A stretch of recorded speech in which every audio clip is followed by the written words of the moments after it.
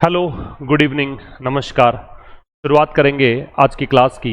18 अगस्त की ये क्लास है और ये क्लास शुरू करने से पहले बता दूं मैं आपको कि एक अपना एप्लीकेशन है टीम एक्सपर्ट।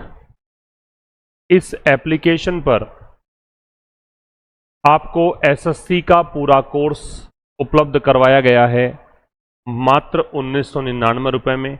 अगर आप ओनली इंग्लिश एक्सेस करना चाहें तो मात्र 851 रुपये में कोर्स उपलब्ध है। अभी इंग्लिश में 8 वीडियोज़ आ चुके हैं, 8 वीडियोज़ हो चुके हैं। नाउन चल रहा है, नाउन और नंबर कंप्लीट होने वाला है। तो अभी आप मेरे साथ साथ पढ़ने के लिए ये वाला बैच ज्वाइन कर सकते हैं। इसमें पूरा आपको वोकैब भी मिलेगा, आपको कॉम्प्रिहेंशन भी मिलेगा और आपको ग्रामर भी मिलेगी। ठीक है, तो ये दोनों बैचेस ज्वाइन कर सकते हैं आप। बाकी ये लोगे तो इसमें तो इंग्लिश आ ही जाएगा और केवल इंग्लिश चाहिए तो ये वाला आप एक्सेस कर सकते हैं। चलिए स्टार्ट करेंगे आज का एडिटोरियल। टाइटल है losing forest for trees. Losing मतलब खोना, फॉरेस्ट मतलब वन, किसके लिए? पेड़ों के लिए। एक्चुअल में क्या है, पेड़ों की काउंटिंग चल रही है। तो यहाँ पे लेखक कह रहा है कि पेड़ को काउंट करने की बजाय आपको पेड़ों को रिस्टोर या जंगलों को रिस्टोर करने की जरूरत है। जंगलों को नुकसान पहुंच चुका है, उसको रिस्टोर करने की जरूरत है। आप ये कौन से अनर्गल काम में फंस गए हैं काउंटिंग वाले में? इसलिए कहा गया है कि आप पेड़ों की काउंटिंग करने के चक्कर में वनों को खो रहे हैं।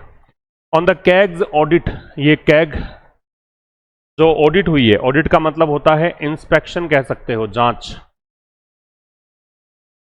या एग्जामिनेशन कह सकते हो, जांच को बोलते हैं ऑडिट। तो इसके द्वारा जो जांच की गई है ग्रीन इंडिया मिशन, इस मिशन की, उसको लेकर एडिटोरियल लिखा गया है। कोर सब्जेक्ट क्या है, किस बारे में डिस्कस करेंगे? तो क्रिटिकल रिव्यू, यहाँ पे लेखक जो है क्रिटिकल तरीके से रिव्यू करता है, आलोचनात्मक ढंग से मूल्यांकन करता है। किसका? कैग। कैग की फुल फॉर्म दे रखी है controller and auditor generals performance audit. इसकी जांच, और जांच ये है किसकी? ग्रीन इंडिया मिशन की जांच है, GIM की जांच है। चलिए स्टार्ट करेंगे, विस्तार से पढ़ेंगे। पहले आप इसको पढ़िए स्लाइड को, उसके बाद में मैं समझाता हूं कैसे कुछ करना है। पहले जो वर्ड्स दे रखे हैं वो देख लीजिए। कंसीव का मतलब विचार किया गया, डिजाइंड या फॉर्मुलेटेड। हेक्टेयर का मतलब ये लैंड मेजर है, 10,000 स्क्वायर मीटर को 1 हेक्टेयर बोलते हैं। टारगेट लक्ष्य होता ही है। स्क्रैप का मतलब है मुश्किल से जुटाना। गैदर या मैनेज्ड, बेयरली। ऑडिट का मतलब जांच है, इंस्पेक्शन है, रिव्यू है, लेखा परीक्षा है।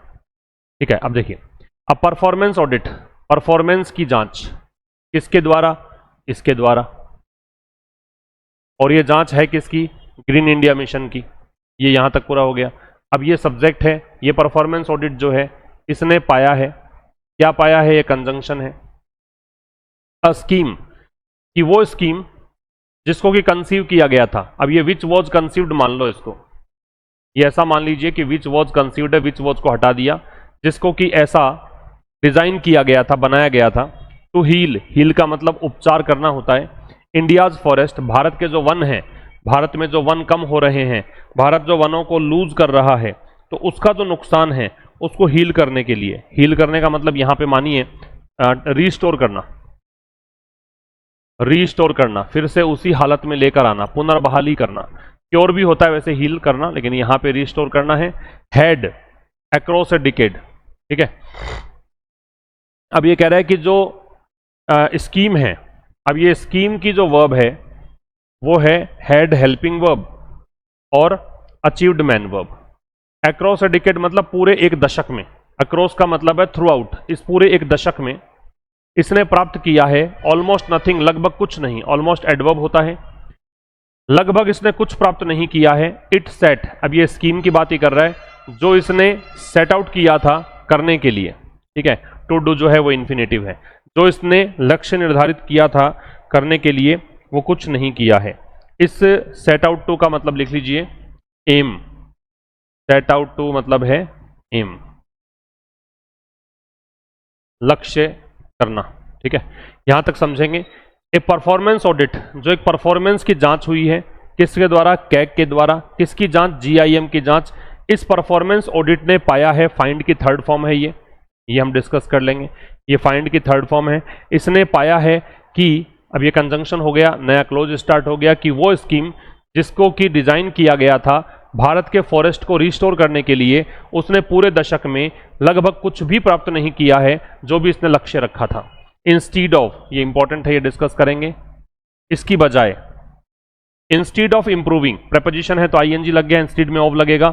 Improving forest quality, forest quality को इंप्रूव करने के बजाय, फॉरेस्ट क्वालिटी को सुधारने की बजाय ओवर 1.4 मिलियन हेक्टेयर्स, अब ये इतने से ज्यादा है, 1.4 मिलियन हेक्टेयर ज्यादा है। ये जो मिशन है, इस मिशन ने क्या किया, ओनली मैनेज्ड, इस मिशन ने केवल मैनेज किया इतना ही। भाई है तो फॉरेस्ट क्वालिटी कितनी, 1.4 मिलियन से अधिक, ओवर यहां पे से अधिक के लिए आ रहा है, लेकिन इस मिशन ने, ये जो मिशन है GIM, इसने केवल मैनेज किया है इतना मिलियन।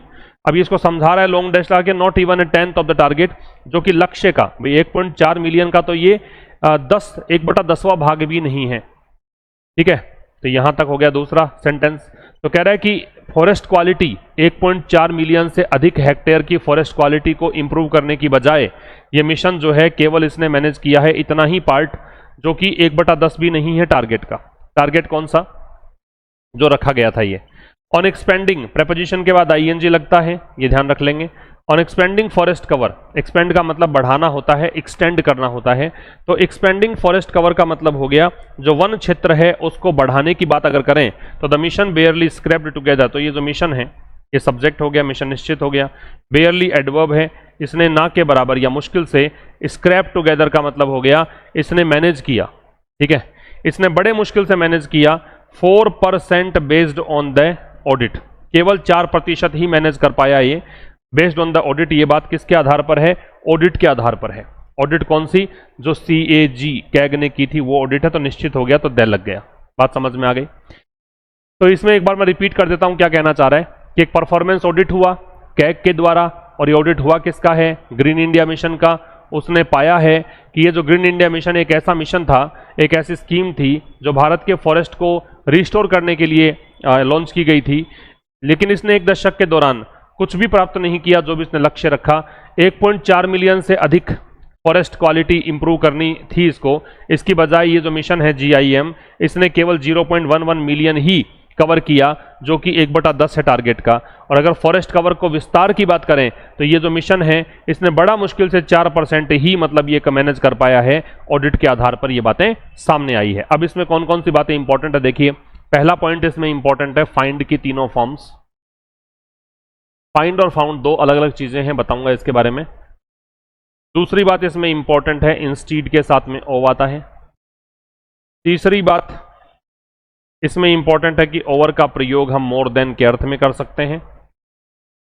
ठीक है, और एक बात इंपॉर्टेंट है कि प्रेपोजिशन के साथ हम ING लगाते हैं। ठीक है, अब देखिए यहां पे इंपॉर्टेंट बातें, फाइंड की सेकेंड फॉर्म जो है फाउंड होती है, थर्ड फॉर्म भी फाउंड होती है। इसका मतलब तो है पाना। फाउंड है, इसकी सेकेंड फॉर्म फाउंडेड होती है और थर्ड फॉर्म फाउंडेड होती है। इसका मतलब है स्थापित करना, स्थापित करना। इंस्टीड के साथ ओव लगता है, इसका मतलब होता है के बजाय, के बजाय। ओवर जो है इसका मतलब मोर देन हो सकता है, से अधिक के अर्थ में यह आ सकता है। प्रेपोजिशन के बाद में ING का प्रयोग हम करते हैं, वर्ब के साथ ING लगाते हैं। तो ये कुछ इंपॉर्टेंट बातें हैं इस स्लाइड में। अगले की बात करें, इसको आप पढ़िए। इसमें देखिए कंपनसेटरी का क्षतिपूरक है, रेस्टिट्यूटिव है, रिकम्पेंसिंग है। एफॉरेस्टेशन का वन रोपण है, प्लांटेशन या ग्रीनिंग। डाइवर्टिंग का दिशा बदलना है, रिडायरेक्टिंग या डिफ्लेक्टिंग। कन्वर्जेंस का एकीकरण या मिलन है, तो इंटीग्रेशन या कन्फ्लुएंस। और मटेरियलाइज्ड का साकार होना है, एक्चुअलाइज्ड या हैपेंड। अब देखिए the compensatory afforestation fund management and planning authority, ये तो नाम ही दे रखा है, ये फुल फॉर्म दे रखी है इसकी, कैंपा इसको बोलेंगे। चैनल्स, चैनल्स का मतलब है ये इस प्रकार से इसको दिशा देता है। चैनल का मतलब है ये इस तरीके से मनी को इन्वेस्ट करता है। मनी, कौन सा मनी, जो कलेक्ट की गई। मनी के बारे में ये एडजेक्टिव है, और वैसे ये रिड्यूस्ड क्लोज है। मनी विच वॉज कलेक्टेड, जो कलेक्ट की गई किससे, इंडस्ट्री से। फॉर डाइवर्टिंग, किस लिए की गई, डाइवर्ट करने के लिए। क्या डाइवर्ट करने के लिए, फॉरेस्ट लैंड को, किसमें, एफॉरेस्टेशन के में।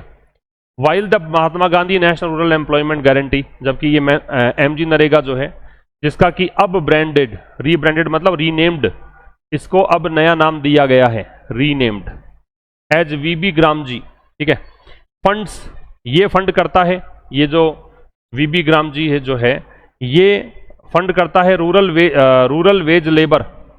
रूरल वेज लेबर मतलब जो ग्रामीण श्रमिक हैं उनको, दैट कैन बी यूज्ड, ये relative pronoun, that can be used plantation and land restoration works. ठीक है, जो इसके लिए यूज किया जा सकता है, but GIM intended convergence with these schemes never materialised. लेकिन GIM जो ये ग्रीन इंडिया मिशन है, उसकी जो इंटेंडेड मतलब जो इरादा रखा गया है, जो इसका इरादा था, जो इसका लक्ष्य था कि कन्वर्ज किया जाएगा, कन्वर्ज कर दिया जाएगा मतलब कन्फ्लुएंस कर दिया जाएगा, मिला दिया जाएगा, इंटीग्रेट कर दिया जाएगा with these schemes, in schemes के साथ। ये जो कन्वर्जेंस है, ये सब्जेक्ट है, नेवर एडवर्ब है, वो कभी भी मटेरियलाइज नहीं हुआ, मतलब ये कभी भी साकार नहीं हुआ, ये एक्चुअलाइज नहीं हुआ। एक बार फिर देखेंगे, एक बार खुद से इसको पढ़ने की आप कोशिश करिए।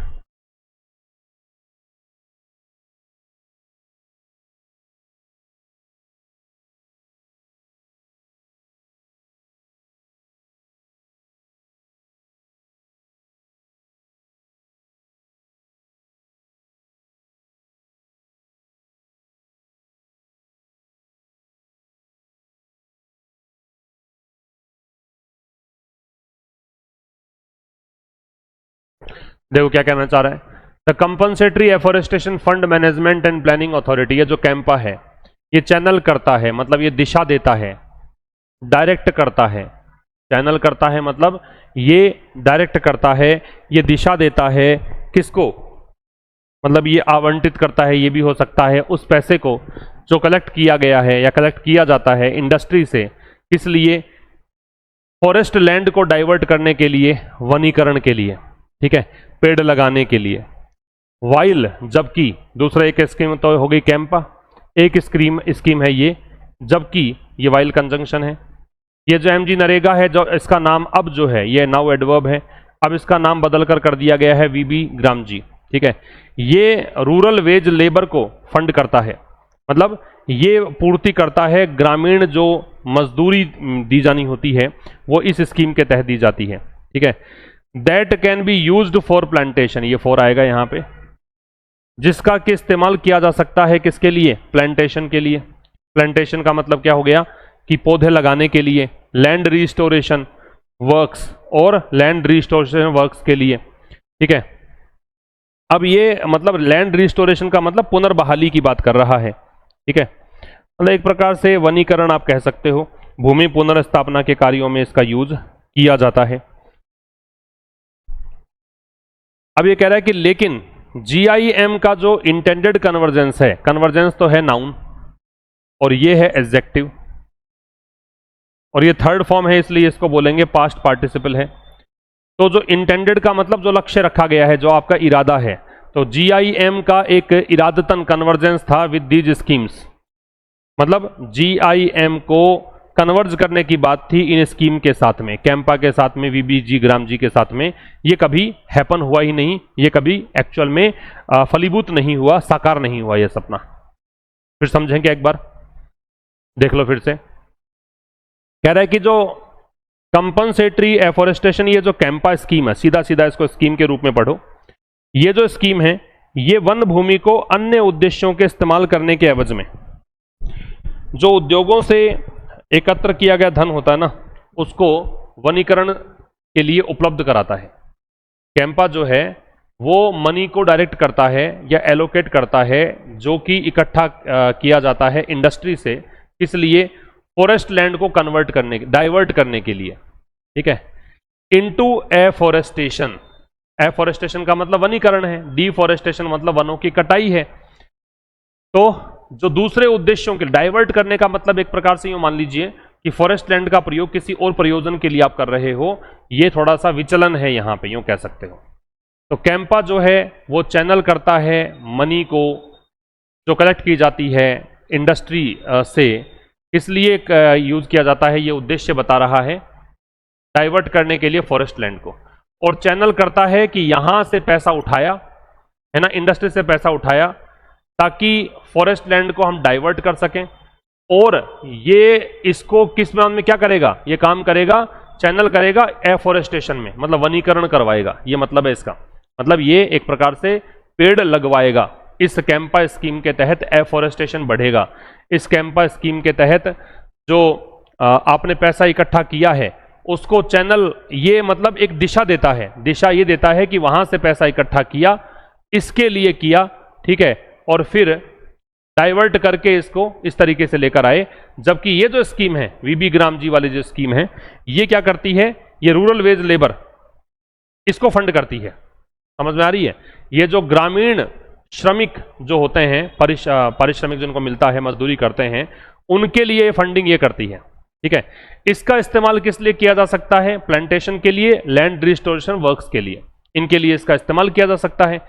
लेकिन कह रहा है कि जीआईएम का जो इंटेंडेड कन्वर्जेंस था, कि इनको इंटीग्रेट करने की बात थी, कि जीआईएम को भी इन स्कीम्स के साथ जोड़ दिया जाएगा, इसके साथ इंटीग्रेट कर दिया जाएगा, लेकिन ये काम आज तक भी हुआ नहीं है, कभी भी साकार नहीं हुआ ये सपना, ये बताना चाहता है, ठीक है। अगले स्लाइड में चलें।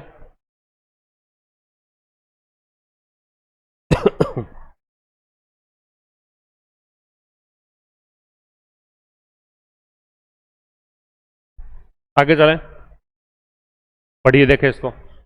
इसमें जो वर्ड्स हैं, वो पहला वर्ड दे रखा है अनवेल। अनवेल का मतलब वेल को अन किया है। वेल का मतलब घूंघट होता है, वेल का आवरण होता है, ये ढकना है, और अन लगा दिया, इसका मतलब अनावरण करना है।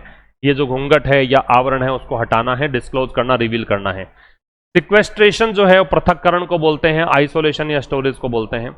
रिवाइवल का पुनरुद्धार होता है, रिस्टोरेशन या रिन्यूअल है। बैक बर्नर का ठंडे बस्ते में डालना, कम प्रायोरिटी देना। गल्फ जो है वो खाड़ी को बोलते हैं वैसे, लेकिन यहाँ पे भारी अंतर, गैप या डिस्पैरिटी को कहा गया है।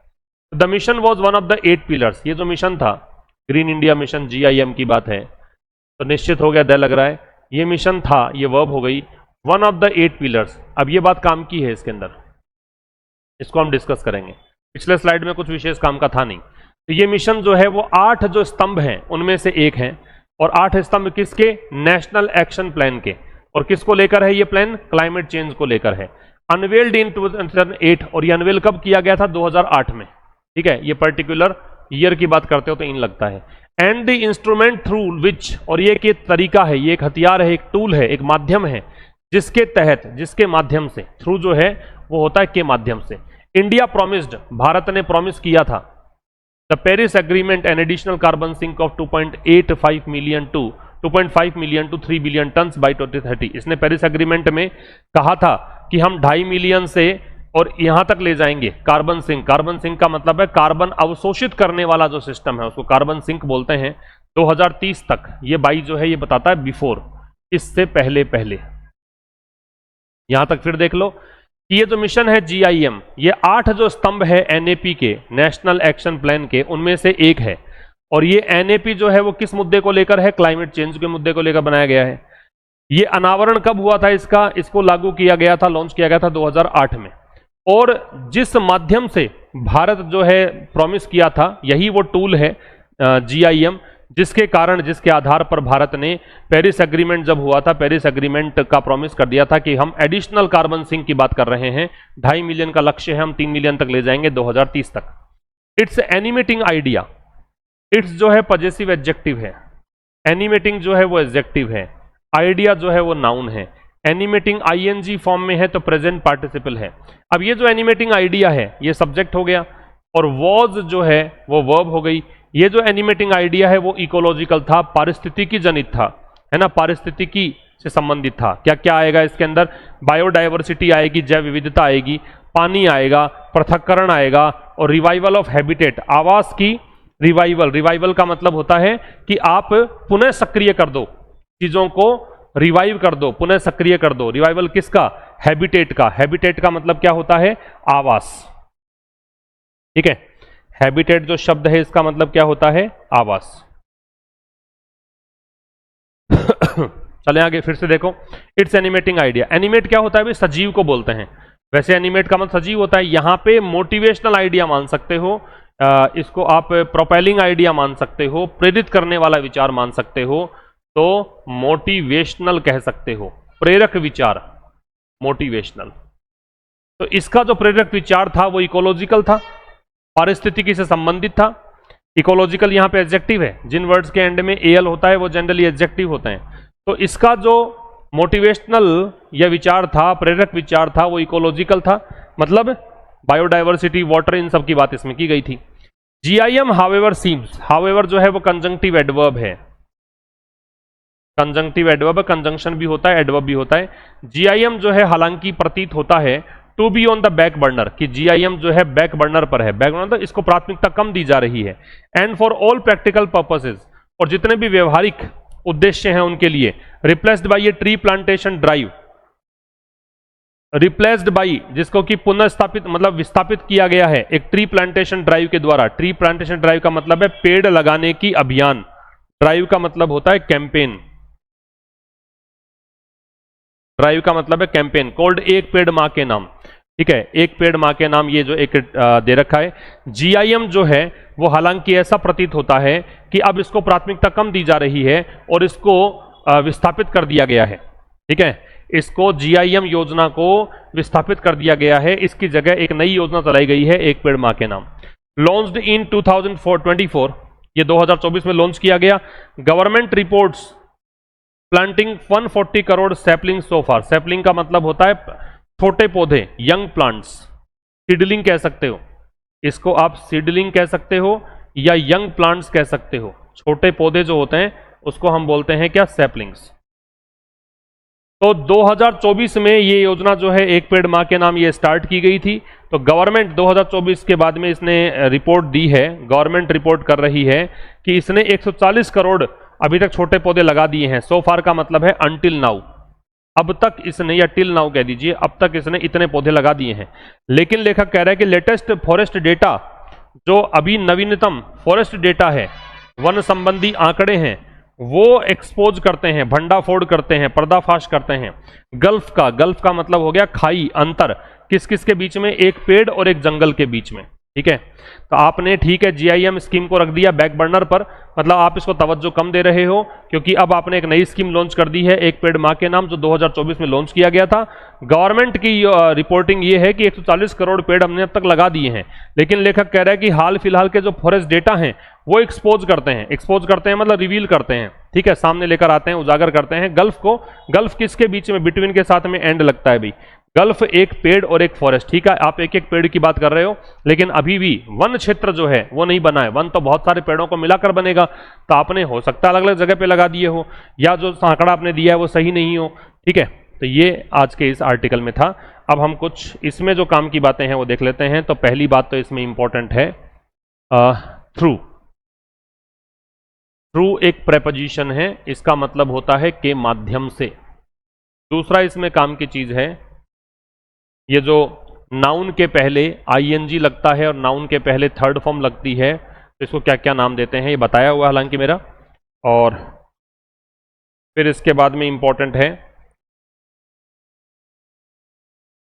तो फार जो है उसका मतलब क्या है, एक बिटवीन के साथ में हम एंड लगाते हैं, ये बात इंपॉर्टेंट है।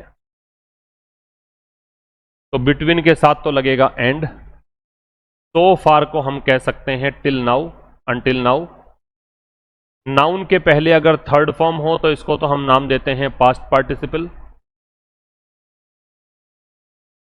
और नाउन के पहले अगर आईएनजी हो तो इसको हम नाम देते हैं प्रेजेंट पार्टिसिपल। क्या नाम देते हैं, प्रेजेंट पार्टिसिपल, ठीक है। और थ्रू जो है ये एक प्रेपोजिशन है, इसका मतलब होता है के माध्यम से, के माध्यम से, ये इसका मतलब है, ठीक है। अब क्वेश्चंस देख लेते हैं। पहले ये 5 मैच द कॉलम। पहला है कन्वर्जेंस, कन्वर्जेंस का कन्फ्लुएंस होता है। The act of capturing and storing नहीं है, the process of planting trees नहीं है, टू हैपन, और ये हो जाएगा मर्जिंग और कमिंग टुगेदर, एकीकृत करना। आपका जो आंसर है वो आएगा इसमें ई।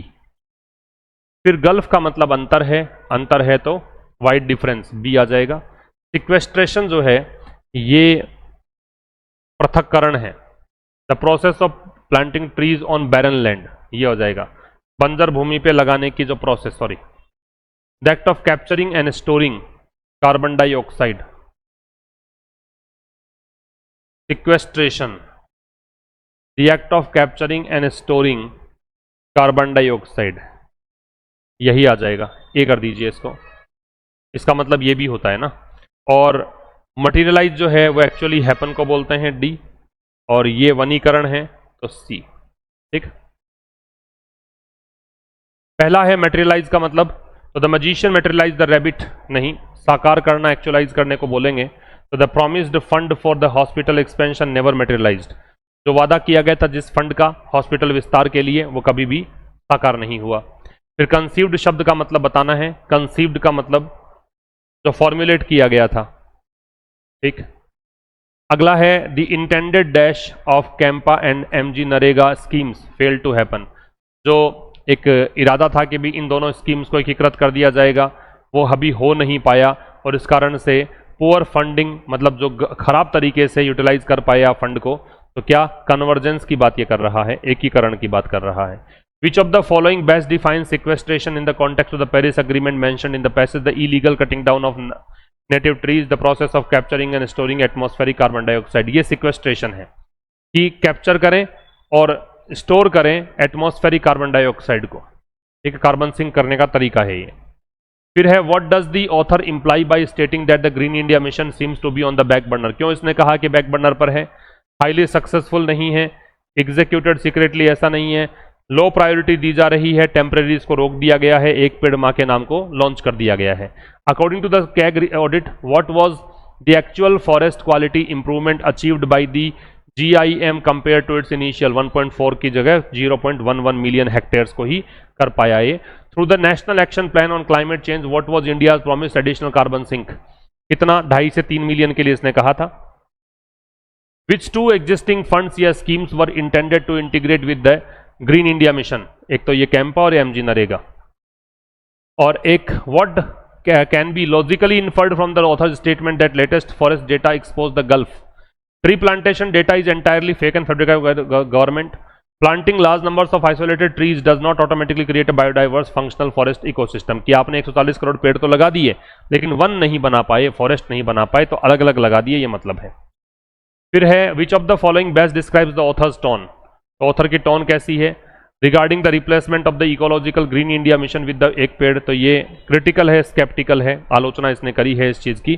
तो ये था आज के इस एडिटोरियल में। मिलेंगे अब कल एक नए सेशन के साथ ठीक शाम 5 बजे। सेशन जो भी आप देख रहे हो लाइक जरूर कर दीजिए और शेयर करिए अपने दोस्तों के साथ। मिलते हैं अब कल, और आज रात 8 बजे SSC एक्सपर्ट चैनल पर वोकैबलरी की क्लास है, सेशन नंबर 18 है। जो वोकैब ढूंढ रहे हैं, कहाँ से पढ़ें, कैसे पढ़ें, याद नहीं हो रहा है, वो लोग वहाँ पे जाके देखें। वीक में 3 क्लासेस वोकैबलरी की हो रही हैं, तो 17 क्लासेस अब तक हो चुकी हैं। एक सेशन में 15 वर्ड हम डिस्कस करते हैं और पूरे आपको याद भी हो जाते हैं। तो रात 8 बजे SSC एक्सपर्ट चैनल पर वोकैब देखना ना भूलें। Thank you very much.